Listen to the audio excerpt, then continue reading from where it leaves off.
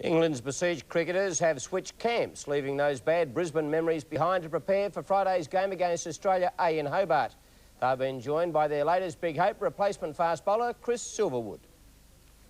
Laid low by that big loss in Brisbane, a change of location and changing weather seemed to lift England's spirits.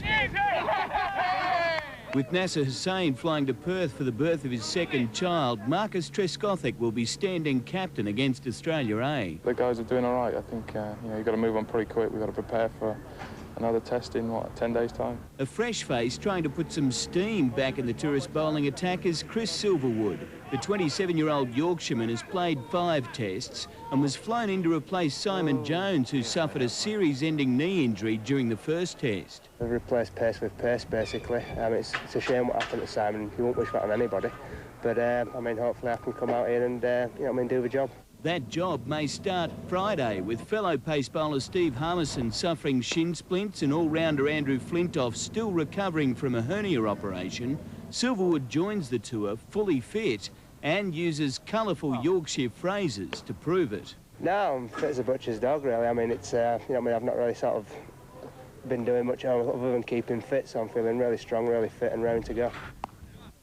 Inverell High will meet Farrer Agriculture in the regional final of the statewide cricket knockout. In its northwest semi-final against Tamworth today, Farrer posted 165 runs in its 40 overs. Tom Groth and Andrew Turvey the top scorers. In reply, Tamworth was all out after only 29 overs. Farrer looked the team to beat from early on. Andrew Turvey and Tom Groth linked up for a winning partnership after the first wicket fell. Groth posting the day's top score of 60. While Tamworth bowlers Adam Erish and Blake Endren did their utmost to try to contain the Farrer run rate, claiming 8 wickets between them. By the end of its 40 overs, Farrer had given Tamworth a target of 166 to win. It was always going to be a tough task, but it was made even tougher when Tamworth's top order fell quickly. After 20 overs, Tamworth had lost 6 wickets and was still well short of victory. Farrer's fielding in close, making quick runs hard to get.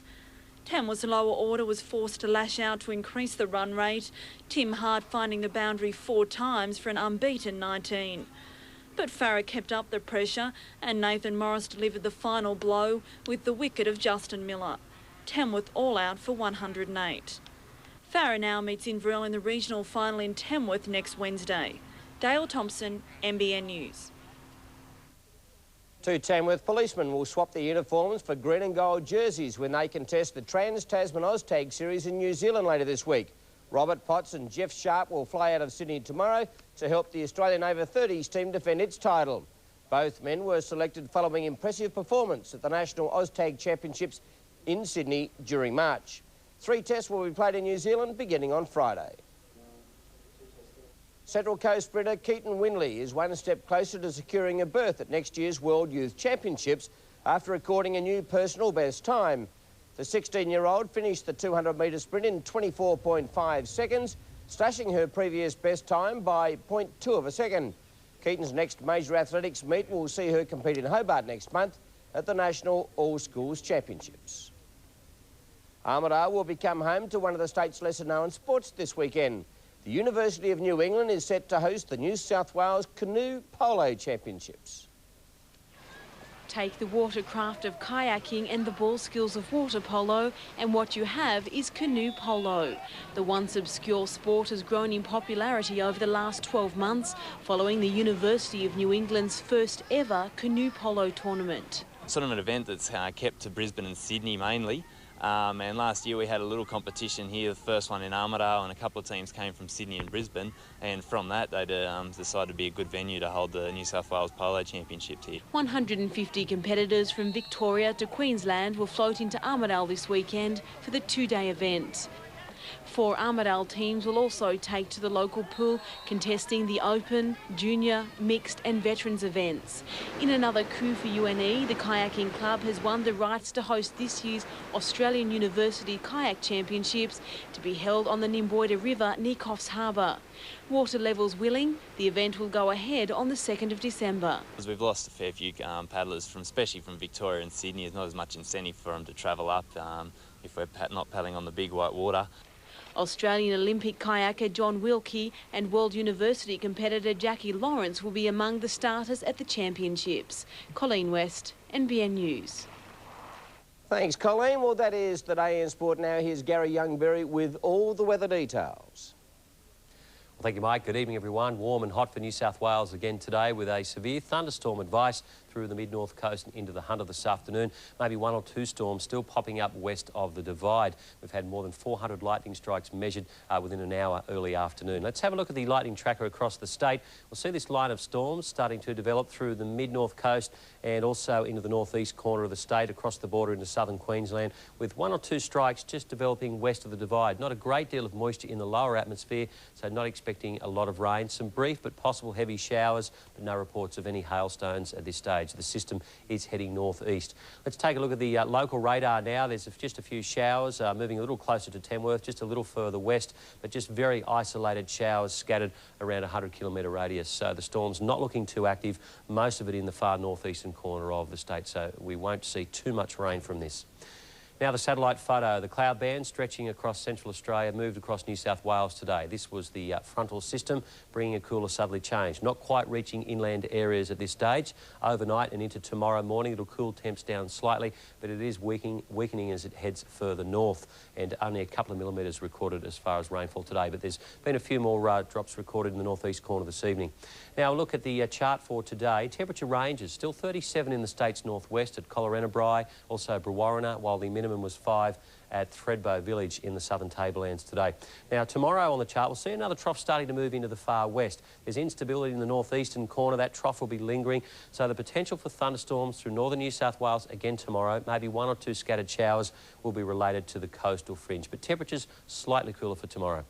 Now let's look interstate. 32 degrees for Cairns, Brisbane a top of 28. Showers for Sydney, and Melbourne and Canberra will be mostly dry. There'll be showers for Hobart and 18 degrees. Adelaide dry and 22. It'll be fine and dry for Alice Springs. A late storm for Darwin tomorrow, and Perth heading for a scorcher, 37 degrees with a late storm. Now looking at our temperature ranges, Mungandai hitting 35 after 25 this morning. Our minimums were quite mild to warm, with that cloud band moving in overnight, holding in a bit of warmth throughout the day. 32 was recorded at Moree and also at Tamworth. The northern tablelands started with 11 this morning, 27 the top there today at Armidale, Tenterfield 14 and 29 degrees. Now the forecast for the tablelands, a high fire danger in the west, showers and thunderstorms developing in the afternoon and evening, a mild to warm day with moderate northwest to northeasterly winds. Now the slopes and plains, there's still a total fire beam. It's been issued for the plains, extended through the next 24 hours until midnight tomorrow night. Scattered showers, thunderstorms possible in the afternoon and evening, warm to very warm day with increasing cloud in the afternoon, and there'll be some light northeasters. They'll ease back in the afternoon. Temperatures for tomorrow, 29 for Inverell, hitting the 30s again in the far north for Moree, so that week suddenly changed, cooling things down just slightly.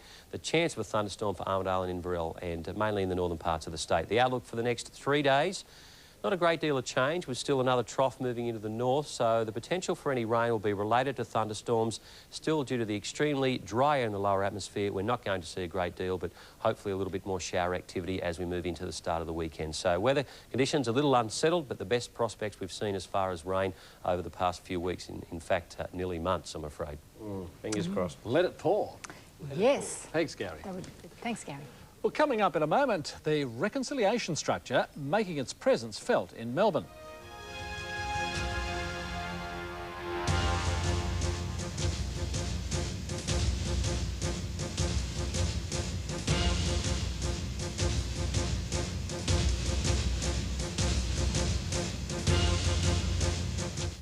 Coming up, tough new jail terms for firebugs, even children. Plus the drink driver who walked free while his injured victim didn't rate a mention. And shares or property, the best investment for you. A current affair after the news. Yes, Mike Munro will be here very shortly with those stories and more in A Current Affair. But first, let's recap tonight's main NBN news stories. And what's claimed to be a recorded message from Osama bin Laden has been broadcast on Arabic television, in which the terrorist leader praises the Bali bombing. Iraq's parliament has rejected a United Nations resolution to allow weapons inspectors back into the country, although the final decision does rest with Saddam Hussein. And farmers in the Burke and Brewarrina areas have become the first in New South Wales to receive drought relief funds from the federal government. And now with another story, here's Melinda. Well, finally, we all know bridges are used for crossing waterways, but an early morning sight could have confused some onlookers when one came floating up the Yarra River in Melbourne.